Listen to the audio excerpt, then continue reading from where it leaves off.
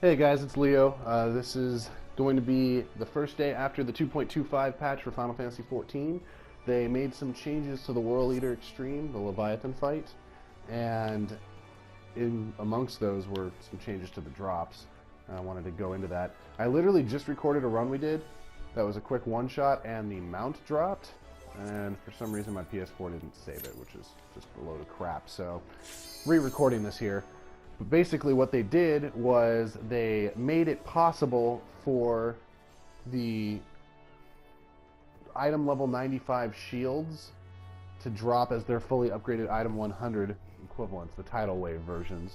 I say a chance because despite my opinion on it when I read the notes or the preemptive information, they are not a guaranteed drop. In fact, I've cleared this 8 times today. My very first run did a tidal wave buckler for White Mage, and then I've seen 3 more standard bucklers drop since then.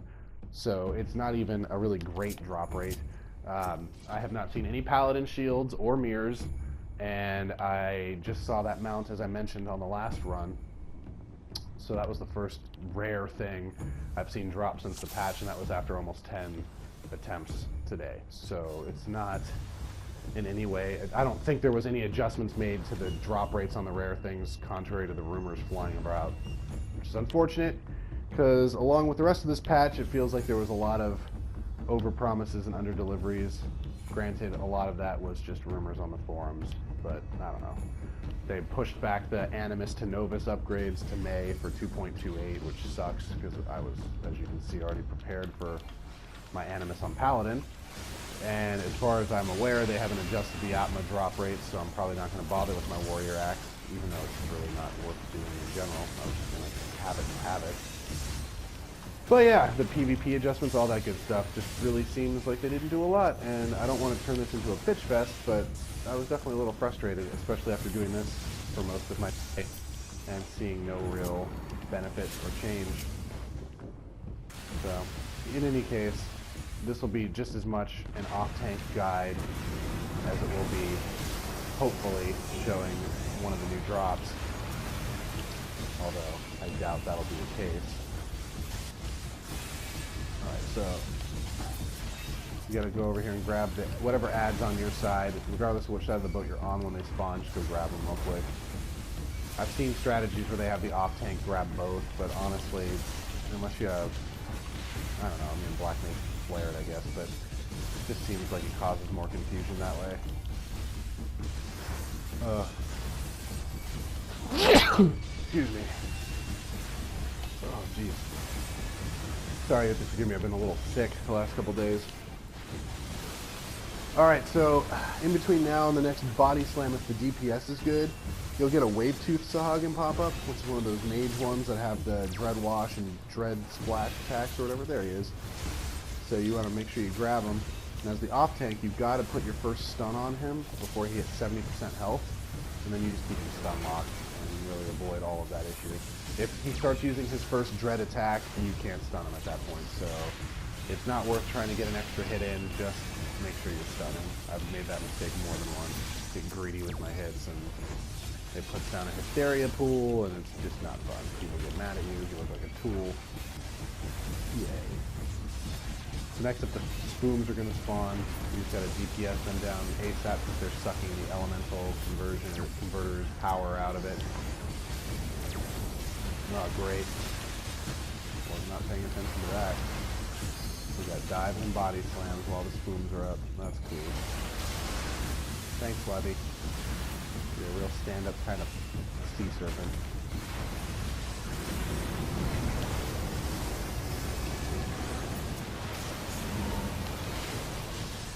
So now we're going to have to kind of pick up the pace because we got screwed by that.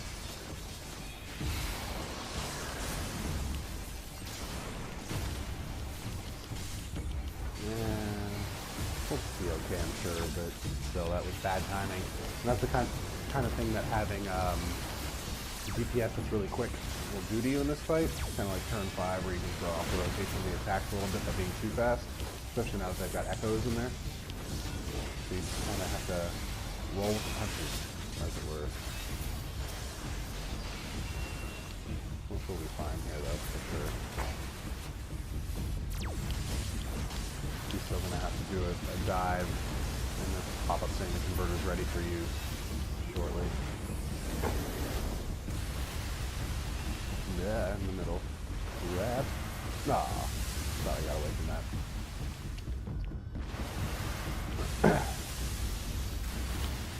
Cool. So the other thing I like to do, and if you're the main tank, if you line yourself up like this, but with his head, you can start comboing like right now while your character's still sliding. When you're the off tank, the tail doesn't pop up right away, so it just kind of positions you nicely, but no real advantage. Aw, this is a circle of scoring. Come on.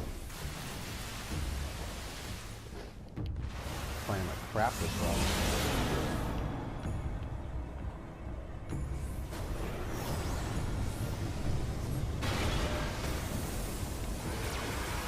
All right. Now the music kicks in and things get all serious and fun. It's awesome. Just like Titan. The whole 2-hour changeover to music, so it was a big psych up. Alright, so for this point, I've seen both main tanks and off tanks make this mistake. You've got about 30 seconds before the double adds will spawn, so you can afford to get like 3 combos plus debuffs in before you have to worry about repositioning or doing anything. So don't waste that precious DPS.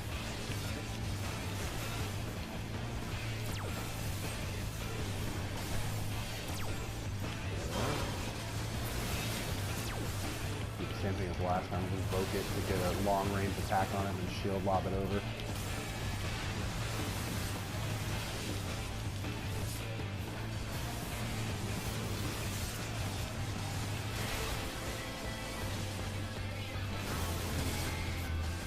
I find this fight to be very fun, honestly.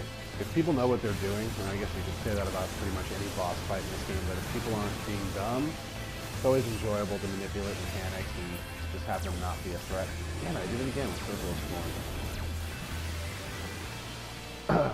Now you'll notice what I'm doing here with the dives is I like to keep my camera at a diagonal angle relative to the center, because that gives you the visuals on 4 different dive points and 2 out of the 4 body slam points. So you're never really caught off guard, because if you don't see it but you hear the splash, you know it's behind you and you just need to run forward. And that works pretty well for me, other than that one random one in the middle I got hit by earlier. Now at this point, the spoons are going to spawn again. And as the off tank, once the 4 attackable ones, or the ones that you need to destroy, pop up, you have about 30 seconds for another set of purple spoons to spawn in each corner. And when they do, they'll tend to gravitate towards the center, but you need to try and pick them up right away, because they will do some pretty bad damage to your group, and you're going to need to have them all on you for when they explode. So I'll show you here in a sec. So in the meanwhile, just put your damage into whatever spoon's near you and help out.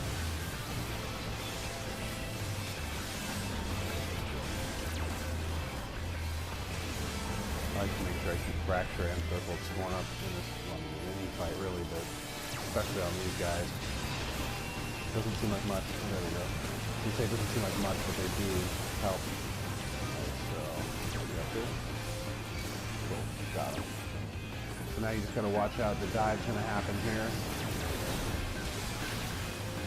And then it's one dive and then body slam, so don't get caught by that. Some people assume it's gonna be another double. What you want to do is you want to take them over to the corner where the tail's going to be. If all 4 of the other spoons are already dead, then that helps considerably, because you'll definitely have a free corner. If not, just try to take them away from where everyone's going to be. Pop your Hallowed gun, and then they blow up and do nothing. And nobody gets hurt. And then after this, it's a dive plus 2 hour. And right after that, another one of those wave suits Sahagin will spawn with the dread attacks. You have to do one more set of stunning. Just a cakewalk after that, honestly. That is the 3rd circle of scorn I've missed doing that. I look like a dumbass.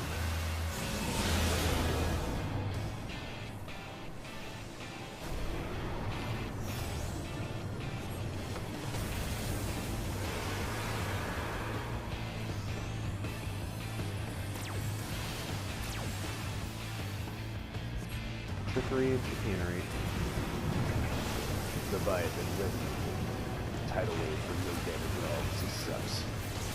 That is all.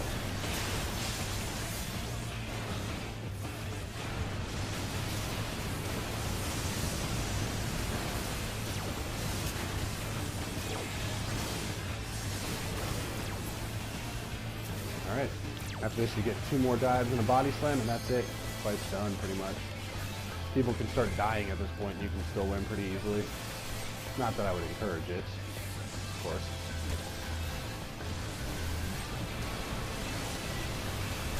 Actually, I'm going to just go ahead and switch over to Sword Oath myself.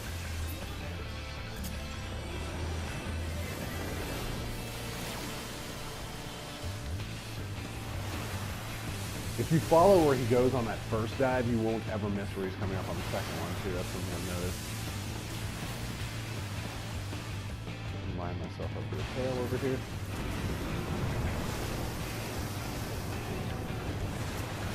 Alright. Literally just waste them. Use the one to break one if you have it like we do. That's it. Let's see if I can get lucky and get another good drop on a video that's actually going to save this time.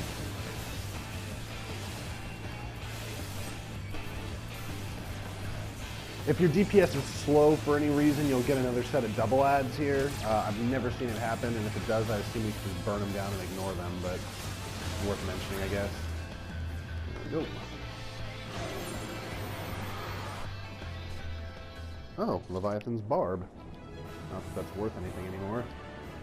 And one thing, of course. The axe. I already have it for my warrior. That's unfortunate. But we got the barb, I guess. Woohoo. Alright, well, either way, guys, that is the fight on 2.25. The fight itself, as I said earlier, hasn't really changed at all, but those drops do have the potential of being decent now, so, you know, keep your eyes open for them. Good luck, happy farming, and as always, thank you very much for watching. Don't forget to comment, subscribe, and keep an eye out for my Twitch channel. I'm going to start doing some streaming these days. It's just twitch.tv/Leopectus, like my character's first name. So, shameless plug. And on that note, I will talk to you guys later. Take care.